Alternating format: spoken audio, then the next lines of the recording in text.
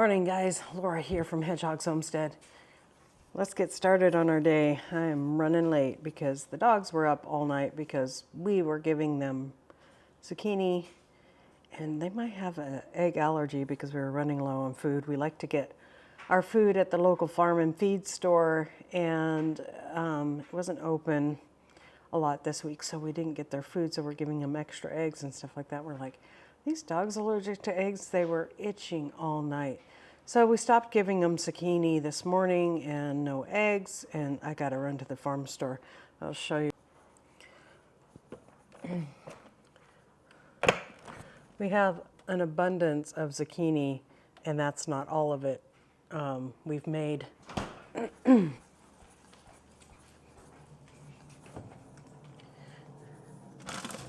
tons of zoodles and have been, eating it ourselves. And then tomato season is in harvest, and so we're getting lots of tomatoes.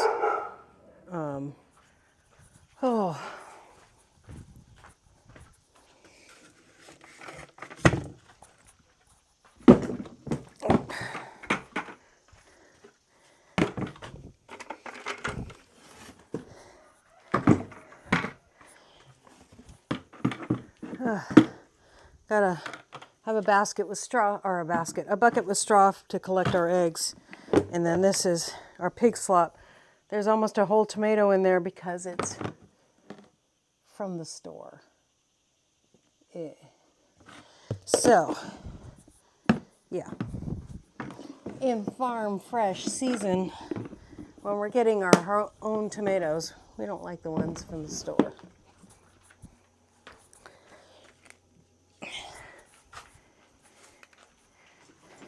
And with that many tomatoes on the counter, those ones are so sweet because we pick them at the pick of perfection. Not perfection.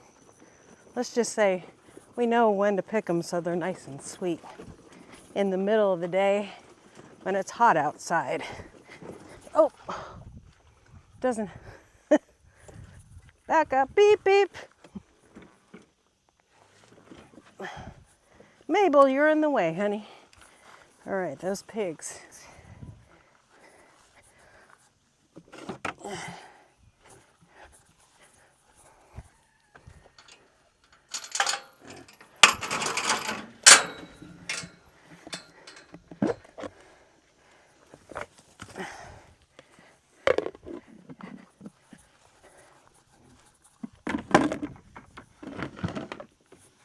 They love the watermelon rinds.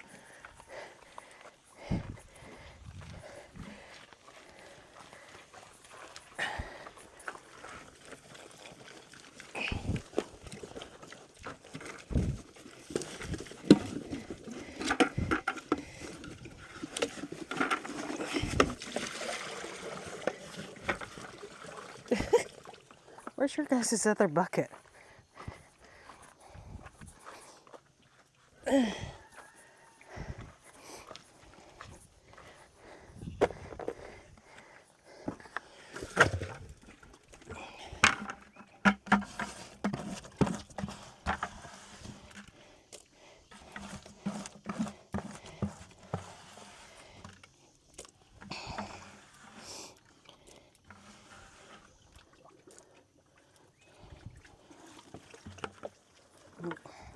All right, ladies, enjoy your food. Enjoy your food. Yep.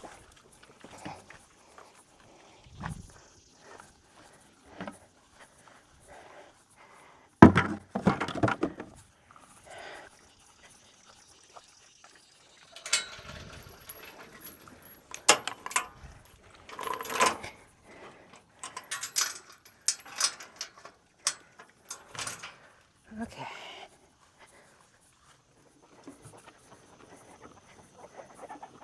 What are you doing out here?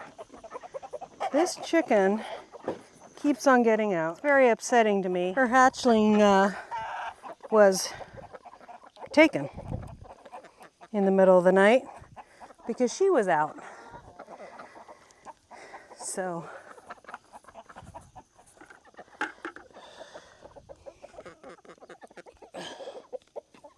Maybe she'll come in now since I'm feeding them. Oh, excuse me, chickens.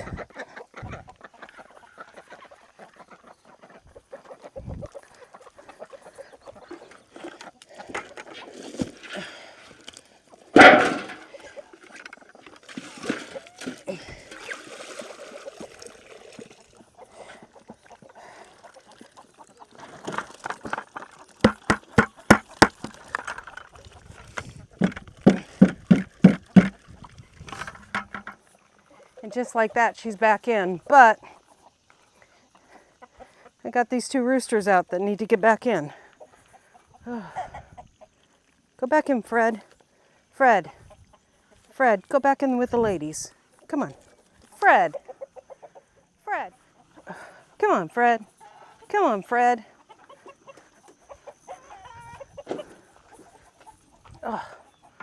Oh. Well, I gotta go feed the babies inside. Hopefully they'll come in and I won't end up with any more chickens on the outside. This is why, literally, I've been going through the gate and then shutting it right behind me. Okay, so I have a little bit of food in the bottom of here. I'm gonna go feed those babies.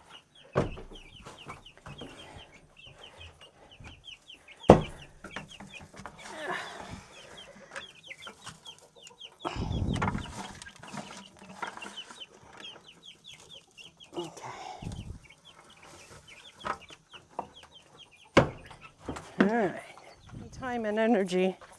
I just get the baby's water out of here, rinse my hand, and then I'll refill that later. Got two broody hens in here. I'm only letting one go broody because she's been more consistent. So, plus we need some eggs. Some eggs, ladies. And this time of year, if they're not as consistent, it gets hot enough here in Tennessee that it keeps the eggs off, or hot, warm, during the day, that if she's off for a few, even a couple hours, they'll still develop when she's sitting on a clutch.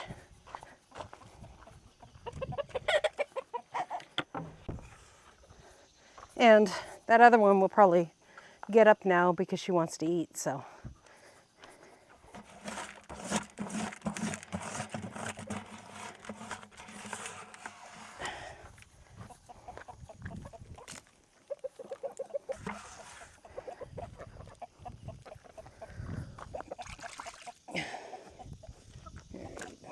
You're such a good bird. You're such a good bird, Polly. Yeah, you're such a good bird.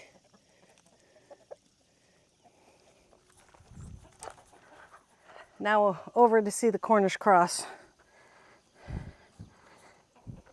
Now a little side note for you beginner chicken owners. If your chickens have really nice red plumes, their little wallows and their crowns are nice and bright red, that is a good healthy chicken. Okay? That's how you know your chicken's nice and healthy. If they are getting, often you see this on broody hens that have been sitting for a long time, they'll get the really almost grayish color looking because they're not eating enough. That energy in their body is being used to hatch those baby chicks. And most likely, a lot of them aren't eating and drinking. So if you can bring them a little food and water in the area that they're broody at, it's best. I've tried to put this chicken that's broody in the area that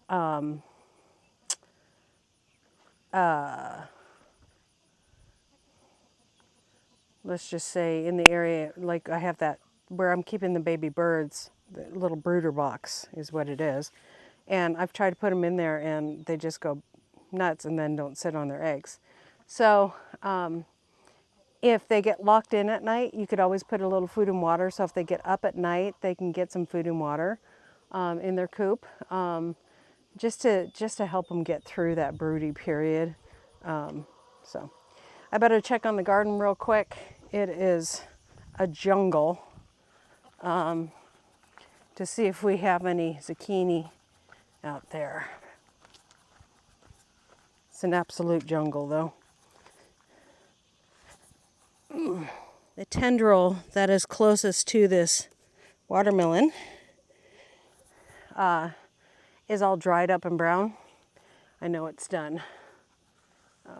Where did my basket go? Of course, it's way over there. And I had known that, but Broke Farmer reminded me of it.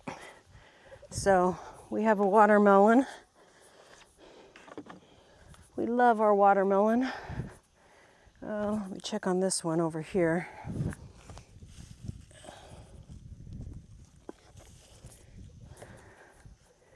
Oh, something tried to eat this one and they broke off the tendril.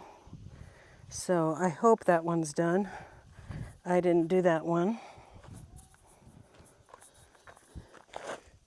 This one's not quite done. Not quite done.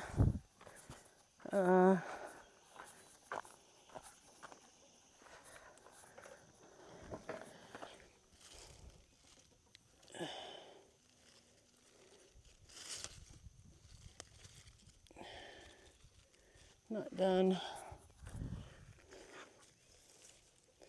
Not done. They're both getting there though. Not yet.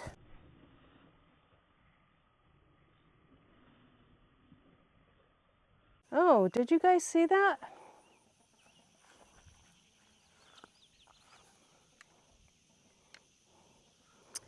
A rabbit just ran out of my bean patch.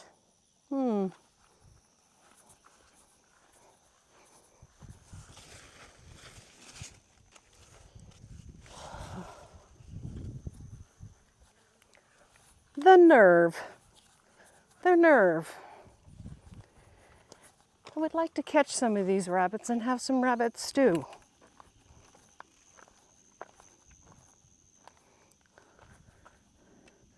And if you know me, I'm not joking. Yeah, our zucchinis, cucumbers. We'll take these stalks down for the, well, there is a little corn in there.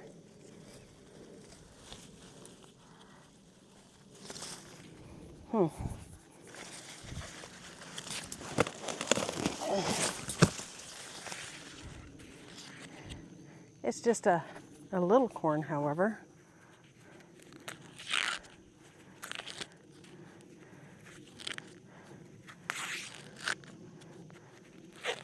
Look at that, guys. Yum. Okay. So let's see if there's any more.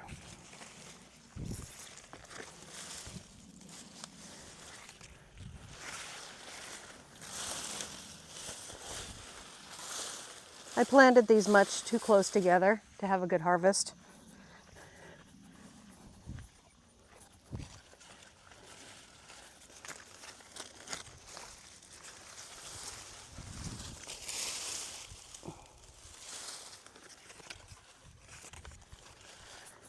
Okay, there's no more than that. That's unfortunate. But the pigs will get all the stalks, so it won't go to waste. Nothing goes to waste on a homestead. All right. Almost. And that one's almost done too, so. We got this gray one down here. Oh.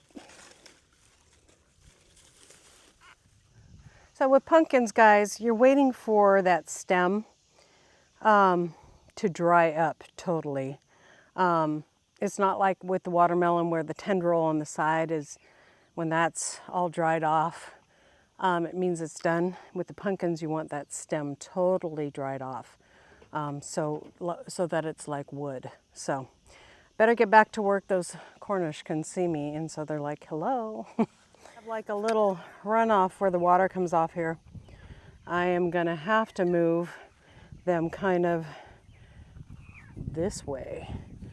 So because I have one on this side too where it dips down and the water runs off. So got to keep them out of those gullies because then the cage is not firmly on the ground. So let's move it.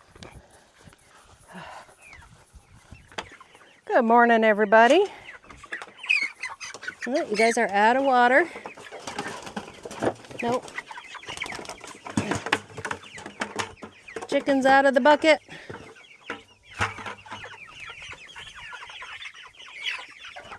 You guys still have food in here? Okay.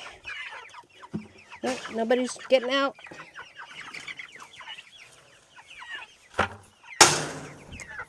They are thirsty. Okay. Yep. See, I just lift it up now, and these chickens get away from that back edge. Ugh.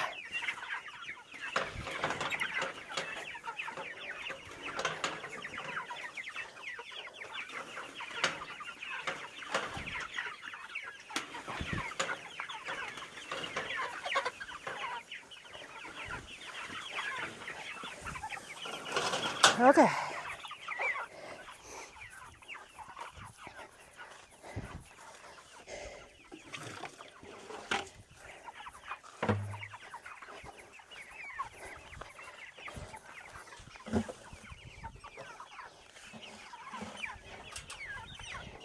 Let's go get them some food and water. I'll be right back, you guys.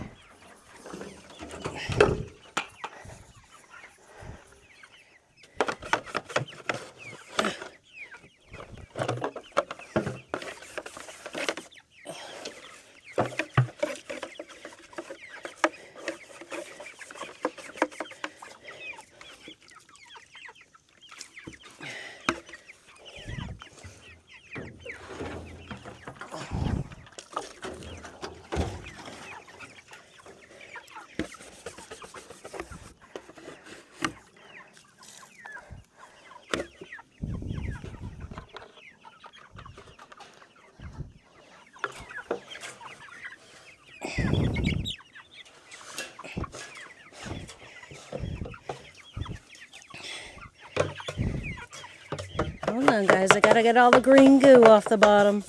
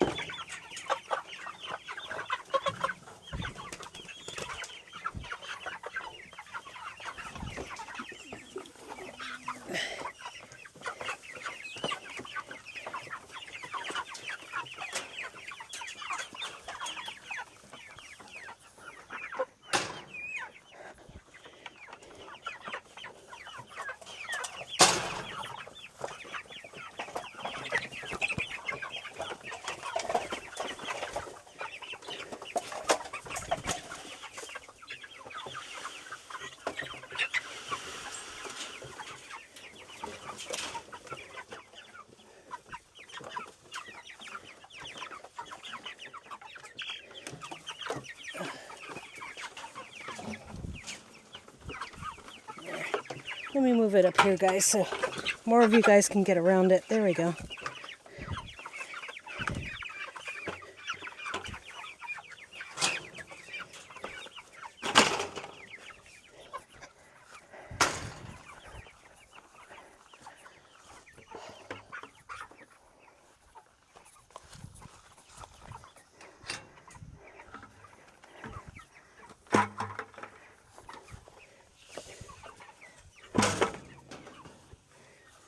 Thirsty birds, guys.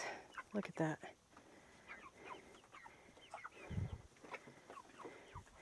Okay, let's go see how our two birds are doing in the shop. And yes, I am sweating. It is not from the heavy workload. I'm used to doing this. It's from the humidity. And it's 8 o'clock in the morning.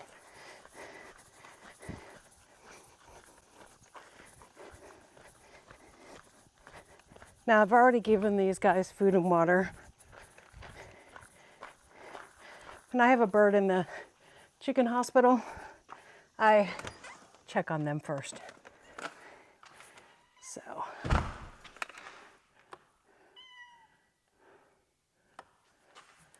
Okay, let's see how their wounds are doing than they have been when they first came in here. Their wounds are looking better, but can't really tell. They're not this one's not closing, but they're definitely growing and continuing to be able to do that. So the antibiotics are doing their work because they're being able to still grow, and that's the sign of health too. If they weren't eating, not drinking, then you'd really worry. The wound in her neck is closing. I'm not putting betadine on it anymore. I'm just putting this spray on.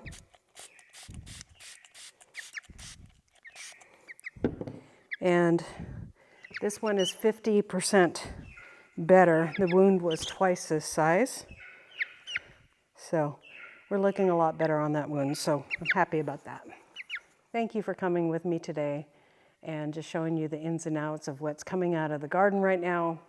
The pigs, the chickens, the baby chickens, the chickens that are in the chicken hospital, and the chicken out on pasture. Everybody's doing pretty darn good, and we can't complain about that for everything we have. God bless you guys. We'll see you next time here on Hedgehog's Homestead. Bye.